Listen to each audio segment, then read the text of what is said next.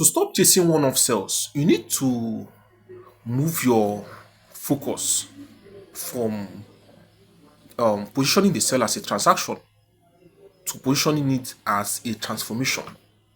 Okay, stop focusing on the transaction. Don't stop focusing on making the sale or just a transaction.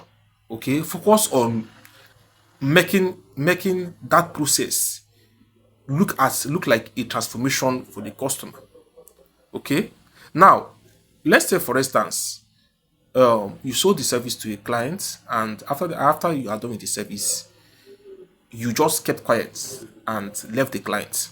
Okay, or maybe sold the product to a client, and after you have sold the product, you never reached out to the client to find out whether the product is actually working for the client or not.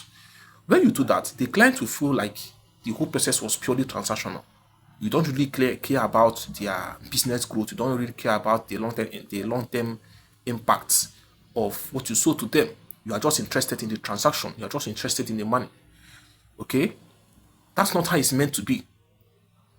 To build long-term relationships, you need to position yourself as a problem solver. You need to position yourself as someone that genuinely cares about the growth of the customer. And how do you do that? You do that by follow up. The selling doesn't end after money is changed hands. That is actually when selling begins, because that is when you actually build real trust and real loyalty from the customer, between the customer and you. Okay, when you reach out to a customer after you sold the service to them, they will feel it that you are intentionally and genuinely interested in their success, and this will actually make it easier for you to actually upsell any service you want to upsell to them. Do you understand me?